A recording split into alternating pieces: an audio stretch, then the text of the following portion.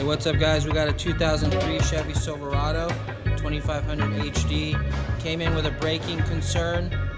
We did an inspection just through the wheels and we noticed that the front and rear brakes are both low.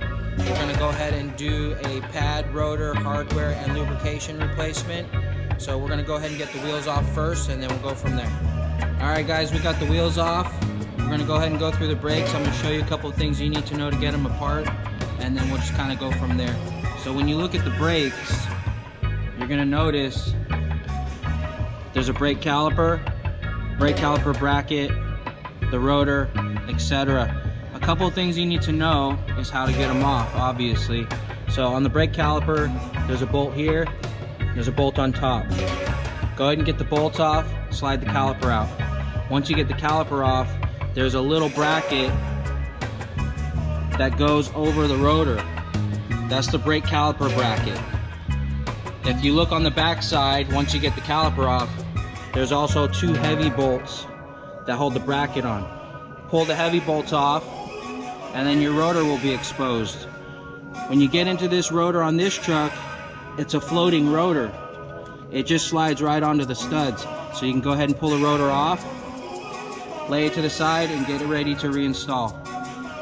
Alright you guys, I got the bolts loose on the caliper. There's a couple things I want to show you really quick before I go any further. So, now that the bolts are loose, I'll go ahead and pull them out.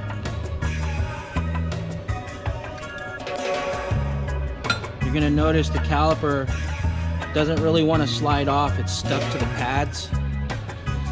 What I like to do is get a little screwdriver, stick it in here, and catch that rotor and kind of pry outward a little bit.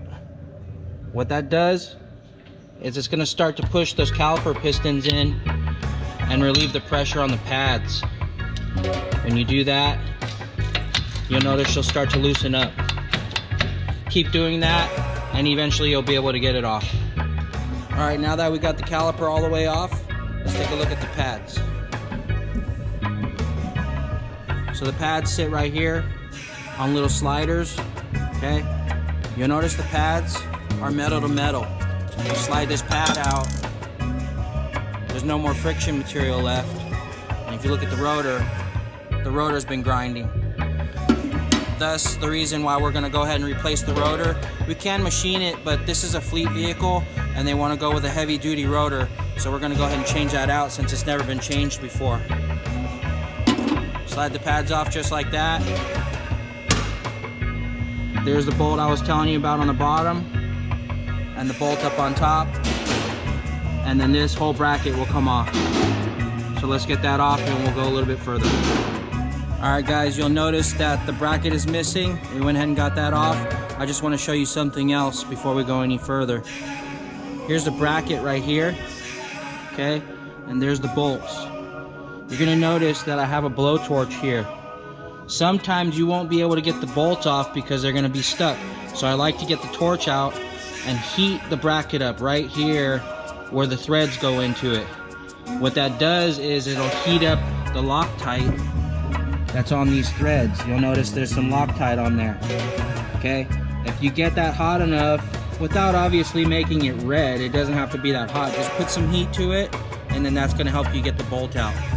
Now that the caliper bracket's off, you'll notice the caliper's just resting up on top of the control arm, and now this rotor is ready to come out. Alright you guys, everything's prepped to go back together.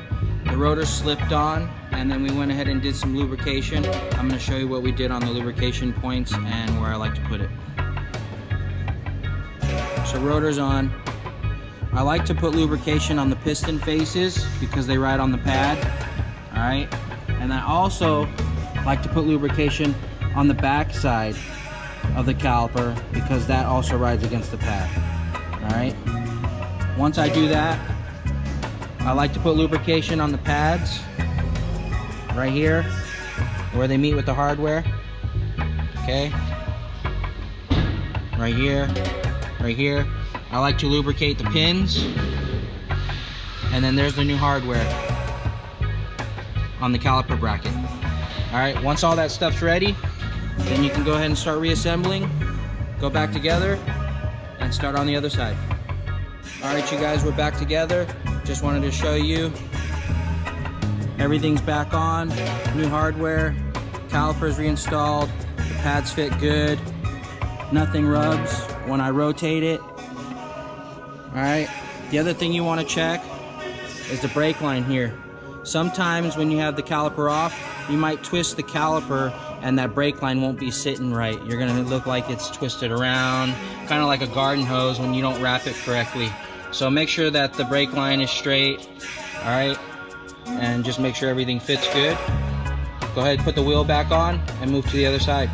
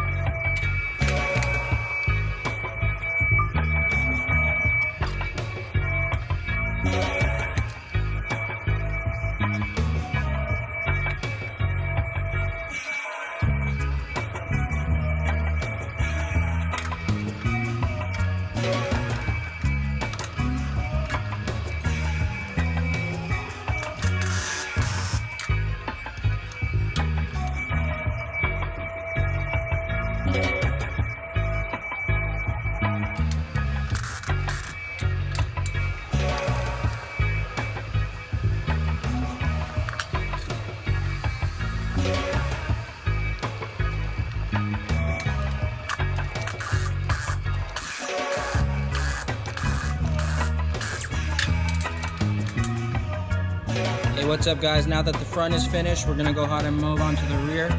The rear has a slight difference I'd like to go over with you before we start tearing it apart. When you look at the rear, you still have the caliper, still got the caliper bracket, still got the rotor. It still has 2 caliper bolts and 2 caliper bracket bolts. Okay, the only difference is I can get the lower bolt out, which is a T55 Torx. The upper bolt here, if you try to take it out, it hits the leaf spring, so you can't get it out. So I went ahead and pried against the shoes, took the lower bolt out, and go ahead and just fold the caliper up. Once you get the caliper up, you can remove the pads, take the caliper bracket bolts out, remove the rotor, and then go back together. Alright you guys, everything's apart. I'm going to show you a couple things that I found, and then we'll kind of go from there. So if you look at the setup, right, caliper still looks the same. All the brake pads, everything still look the same. There's a slider bolt, there's a caliper bracket. Alright, the only thing you're going to notice is that this caliper still has 1 bolt in it. We'll go ahead and leave that in and then lube that up just like normal when we do the caliper and all that other stuff. But one thing I did notice was the shoes are oil soaked. So what we're going to go ahead and do is try and upsell the customer on a seal. This hub needs to come off. There's a seal behind it that carries oil or gear oil for the differential. And then once we get that apart, then we can replace the seal and go back together. Another telltale sign is that the drum will be full of oil. You'll see oil everywhere. Those shoes there are the emergency brake shoes. Doesn't really contribute to braking, but while we have it apart, it's a good time to do it. Alright you guys, we got an approval from the customer to go ahead and do the emergency brake shoes and the seals. First thing we're going to have to do is pull the axle out. Alright. So in order to get this axle out, it's pretty easy. Just go ahead and take the bolts out of the center and slide the axle out. So let me get the axle out and we will see what else we need to do after that. Okay guys, I got the axle out. Next thing I want to show you is how to get the hub off. When you look at these hubs, every hub's a little bit different, but this hub here, there's a little snap ring right here. You get that ring off, and behind that ring there's a square keyway. That keyway is what keeps this nut from coming off, and then the snap ring is what keeps the keyway from coming out. So if you were to just pry on the snap ring and get the snap ring out of here, okay, there's the snap ring. You can use something like a magnet and grab the keyway out. Okay, there's the keyway. And then you'll notice that this ring here, if you push on it, now it's starting to walk back off. Alright, once you get that off there, then this whole thing will come apart. You can take the hub out, go ahead and replace that seal and those shoes behind it, and you'll be good to go back together. Alright you guys, we got the hub off. Sometimes the hub won't come off all by itself. You might have to hit it with like a mallet or something while you're pulling on it just to get it off. The seal gets stuck on the backside. Sometimes the bearing gets stuck on the shaft, but it will come off. Once you do get it off, that's what the hub looks like. Alright, there's the hub. There's the backside. The seal sits face to face with the hub.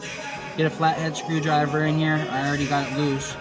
But go ahead and get the flat blade screwdriver in there and kind of pry. And then the seals will just come right out. It's not really that easy, but you know, since I already did loosen it up, obviously it's going to come out, and that's what the seal looks like. Now looking at the shoes, you guys will notice that the shoes are super soaked. There's gear oil everywhere. Alright, we're going to go ahead and disassemble the shoes, and then once we get the shoes off, we'll go ahead and clean the backing plates, lube the backing plates, and reinstall the new shoes. The way to get these shoes off is you got these clips right here, right there, and right here. This is the adjuster. This is a spring to keep the shoes together, and then you'll notice on the bottom there's also another spring to keep the shoes together. There's a fulcrum right here that gets pulled by the brake cables for the emergency brake, and that causes the shoes to expand against the drum, and that's how the system works. So go ahead and take the shoes off, we'll clean everything up, and we'll go from there. Alright you guys, we got the shoes off. I want to show you the backing plate and the shoe assembly before we go any further. There's the backing plate. Alright, we're going to go ahead and clean up everything on the backing plate, all the grease, and if you notice, there's a couple lands all the way around. These little lands are where the shoe sits, and then right here the shoe sits on each side of this. Okay, there's that fulcrum we talked about for the shoes. Okay, that expands. This goes into one of the shoes right here. Alright, so that's how that works. So we'll clean all that up with some brake cleaner and get that ready to go. We'll go ahead and grease up the backing plate on those lands so the shoes have a good surface to ride on. And then here's the shoe right here. You'll notice it comes out as a whole assembly. The adjusters here, the spring across each of them, and then here's the spring here. You can go ahead and just take the adjustment and go all the way in. It'll help you loosen up the springs, and then take it apart and reassemble. Alright you guys, the backing plate's been cleaned and lubricated. I'm going to get ready to put the shoe assembly back together and then put the shoes back on the truck. Let me show you the backing plate first. Alright, you notice it's all clean, it's all greased up. Alright, ready to go. If you look at the shoes, there's the new shoes. Okay, this is a special spring. Alright, it goes on first. That's the top spring, and then that's the adjuster. You're going to want to put this spring on first because it slides into the shoes a special way. If you grab the spring here and you look at it, it's got these special tangs on it. Alright, that spring slides in the hole like this and then down. Okay, now it sits flat. Now you want to grab the other shoe and slide it in exactly the same way, and then once you do that, then you can go ahead and bring the top portion together and then put the spring back on the top. You're going to notice that the adjuster is adjusted in all the way. Alright, the reason I did that is so that it'll be easier to stretch that spring to put the adjuster in. I like to put the spring on first and then pull the shoes apart and then slide that in. It's a lot easier, a lot faster. Alright you guys, now that the shoe assembly is back together, I want to show you what it looks like before I put it back on the truck. There's the shoe assembly. That's what it looks like when it's together. Alright, and then if you look at the back side when you turn it over, that's what the springs look like. Okay, so now we're going to go ahead and put it onto the hub. Alright, there's some guide pins that look like this that go in from the back. They go in to these holes here from the back side forward facing you, and then you got a little bit of a C-clip right here that goes on the pin and that holds the shoes in. Hey, what's up you guys? The shoes are back on the backing plate. I just want to show you how they're held in real quick. So if you look at the shoes, there's your C-clip right there. There's another C-clip right there. Alright. The C-clip has an oblong hole in it, and the pin that comes from the back is oblong. When you put the pin in through the C-clip, you want to compress the C-clip down and then put the pin through it. And then you want to try and use your finger on the back side and turn the pin 90 degrees and then let go of the C-clip, and that'll hold the clip in place. So now that they're back on, we're ready to put the rotor back on, and then we'll go ahead and adjust it. But when you adjust it, there's a little adjusting window that's on the back side, and you're going to use an adjusting spoon like one of these. I went ahead and cut one in half because I wasn't able to fit that other one in there. But right back here, you're going to see that window, okay? And you're going to see this spoon coming in from the back side. That spoon will adjust that star nut. So we're going to go ahead and slip the rotor on and adjust that star until the shoe seats. Alright, you want to get it to the point where the shoes actually stop the rotor from turning. That way you know they're seated. And then once they're seated, then go ahead and back it off about a couple notches, and that'll be good for your emergency brake. Okay, cool. Almost ready to go back together. One more thing we got to do before we slip the rotor on is we got to put the hub back in. Before we put the hub back in, we're going to go ahead and put that new seal in. And that's what it's going to look like, okay? If you look right here, here's your new seal. You put it on the back and go ahead and hammer it down. I like to use a hammer, but at the same time, I don't like to hit directly on the seal. So I use a race installer tool, and I turn it around backwards, and I'll use the flat side and walk myself around the seal until the seal is flat. Alright, once the seal is flat, reinstall the hub and then slip the rotor back on. Alright you guys, I got the hub back on. To install the hub, you kind of put it on there, and sometimes the seal is really hard to get all the way on the shaft just by pushing it. So I'll use a big rubber mallet, okay? Don't use metal, you're gonna mess up the face of this. Go ahead and hit this portion of the hub until it's seated. Once it's seated, there's your three pieces. You got your adjusting nut, alright? You got your safety clip, or your safety pin, you can say keyway. And then this is the piece that keeps the keyway in, so that way it doesn't back off. You'll go ahead and take this, alright? You're going to slip it in there, and you're going to go ahead and start threading this in.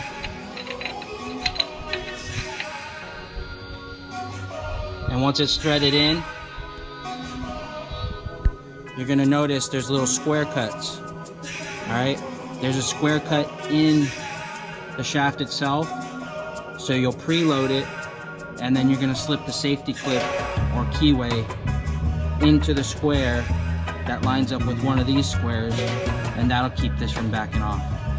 Then you're gonna go ahead and put the snap ring over the keyway, and it holds itself on just by having the threads there. I'll show it to you when it's done. Okay guys, the adjusting nut is on. I'm gonna go ahead and show you how I tighten it down and preload it. When you go to preload this, there are special sockets and special tools to use, but I just use a 90-degree needle nose pliers. I go ahead and stick it in there, and I turn this, okay? I'll go ahead and turn that until it bottoms out. I'll tighten it all the way down until it's fully tight. That way I know all the backlash and everything is taken out of it and the seal's seated. Then I'll go ahead and back it off, okay? Just like that. And then I know that it's seated, so go ahead and just grab a screwdriver and I'll walk this up until it's about snug. And I wait to see which window it lines up to.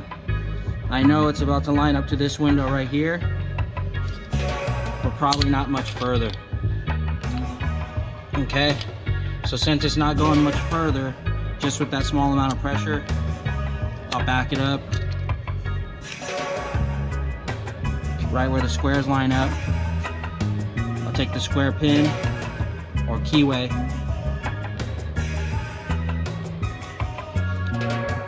I'll slide it in. There's our keyway. And then I'll take our little C-clip right here. You'll notice there's a little notch right there. That notch goes where the keyway is. Go ahead and slip that onto the shaft. That'll keep the keyway from coming out. After you do that, you're ready to put the rotor back on, put the axle back in, reassemble the brake. Alright you guys, I got the axle back in, the bolts are on. Alright, we used a new flange gasket. Got the rotor on, got the rotor adjusted. I used a spoon on the back side, went ahead and adjusted it until the rotor couldn't move anymore. Sat the shoes, and then I backed it off about 4 notches, and that set me up on the emergency brake. But now I'm getting ready to put the caliper on. I just wanted to show you, like we were discussing earlier, on the caliper you still have one bolt that's in place. Alright, take the bracket, let's get the bracket on it. Alright, and then I'm going to go ahead and install the caliper bracket bolts with the caliper on it, because the leaf spring is going to be in the way. So we'll go ahead, get it in place, get the brake line straight. Alright, it's not twisted or anything. Go ahead and grab the bolts.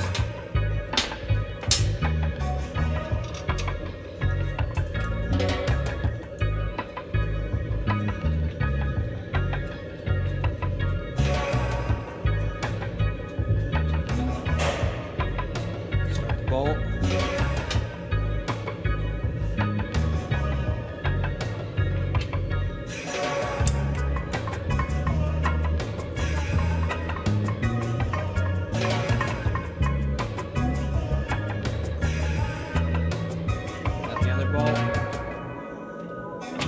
Fold that up, tighten up the bolts in the back first, install the pads, put the caliper back down, install the other pin, put the wheel on, you're good to go.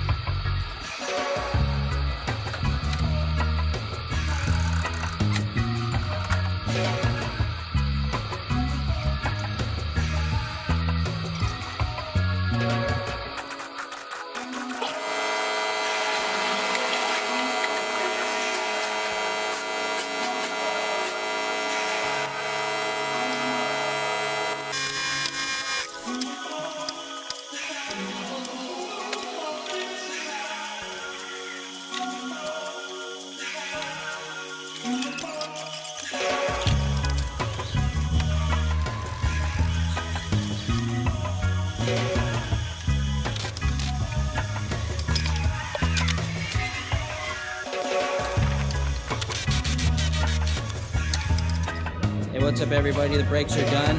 You're going to want to go ahead and get in the cab, and you're going to want to press the brake pedal a couple of times and make sure that the brake pad's seat on the rotor.